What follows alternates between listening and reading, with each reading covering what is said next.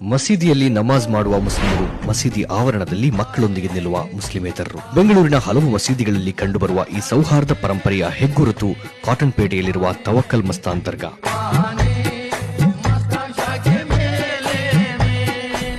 ನಮಾಜ್ ಆರಂಭವಾಗುವುದಕ್ಕೆ ಮೊದಲೇ ಮಸೀದಿಯ ಆವರಣದಲ್ಲಿ ಸರ್ವಧರ್ಮಗಳ ಜನರು, ಮಕ್ಕಳು, ಹಿರಿಯರು, ರೋಗಿಗಳನ್ನು ಕರೆದುಕೊಂಡು ಬರುತ್ತಾರೆ. ನಮಾಜ್ ಮುಗಿಯುವವರೆಗೂ ಅಲ್ಲೇ ನಿಂತು ಮಸೀದಿಯಿಂದ ಹೊರಬರುವವರಿಗಾಗಿ ಕಾಯುತ್ತಾರೆ. ಪ್ರಾರ್ಥನೆ ಮುಗಿಸಿ ಹೊರಬರುವ ಹಿರಿಯ ವ್ಯಕ್ತಿಗಳು ಈ ಮಕ್ಕಳಿಗೆ ಮತ್ತು ನೆರೆದಿರುವವರಿಗೆ ಕುರ್ಆನ್ ಸೂಕ್ತಗಳನ್ನ ಪಠಿಸಿ ಓದುತ್ತಾರೆ. ಇಲ್ಲಿ ಯಾವುದೇ ಜಾತಿ ಧರ್ಮ ಭೇದಗಳಿಲ್ಲ. ಆಶೀರ್ವದಿಸುವವರಲ್ಲೂ ಆಶೀರ್ವಾದ ಪಡೆದುಕೊಳ್ಳುವವರಲ್ಲೂ ಇರುವುದು ದೇವಭಕ್ತಿ, ನಂಬಿಕೆ, ಸೌಹಾರ್ದ ಮಾತ್ರ.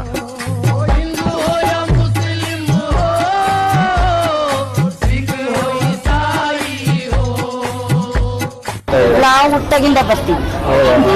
ಎಂತಹದ್ದೇ ಅಡೆತಡೆಗಳು ಎದುರಾದರೂ ಭಾವೈಕ್ಯತೆ ಮತ್ತು ಸಾಮರಸ್ಯ ಭಾರತದ ಮಣ್ಣಲ್ಲಿ ಎಂದೆಂದಿಗೂ ಚಿರಾಯು ಎನ್ನುವುದಕ್ಕೆ ಇಂತಹ ಸಂಪ್ರದಾಯಗಳೇ ಸಾಕ್ಷಿ. 248 ವರ್ಷಗಳ ಇತಿಹಾಸವಿರುವ ತವಕ್ಕಲ್ ಮಸ್ತಾನ್ ದರ್ಗಾಗೆ ಹಿಂದೂ, ಮುಸ್ಲಿಂ, ಕ್ರಿಶ್ಚಿಯನ್ ಎನ್ನದೇ ಇಂದಿಗೂ ಸಾವಿರಾರು ಮಂದಿ ಭೇಟಿ ನೀಡುತ್ತಾರೆ. ಹೈದರಾಲಿ ಆಡಳಿತಾವಧಿಯಲ್ಲಿ ಇಲ್ಲಿ ನೆಲೆಸಿದ್ದ ಸೂಫಿ ಸಂತರಾದ ಹಜರತ್ ತವಕ್ಕಲ್ ಬಾಬಾ, ಹಜರತ್ ಟಿಪ್ಪು ಮಸ್ತಾನ್ ಮತ್ತು ಮಾಣಿಕ್ ಮಸ್ತಾನ್ ಎನ್ನುವ ಸೂಫಿ ಸಂತರ ಸೂಚನೆಯಿಂದ ಈ ಮಸೀದಿಯನ್ನ ನಿರ್ಮಿಸಲಾಗಿತ್ತು. ಮೈಸೂರ ಹುಲಿಗೆ ಟಿಪ್ಪು ಸುಲ್ತಾನ್ ಎಂದು ಹೆಸರಿಟ್ಟದ್ದು ಕೂಡ ಇದೇ ಟಿಪ್ಪು ಮಸ್ತಾನ್ ಹೆಸರಿನ ಕಾರಣದಿಂದ. ಬೆಂಗಳೂರಿನಲ್ಲಿ ಪ್ರತಿ ವರ್ಷ ನಡೆಯುವ ವಿಶ್ವಪ್ರಸಿದ್ಧ ಕರಗವು ತವಕ್ಕಲ್ ಮಸ್ತಾನ್ ದರ್ಗಾಕ್ಕೆ ಭೇಟಿ ನೀಡುವ ಪರಂಪರೆಯನ್ನ ಇಂದಿಗೂ ಉಳಿಸಿಕೊಂಡು ಬಂದಿರುವುದು ಸೌಹಾರ್ದತೆಯ ಪ್ರತೀಕ.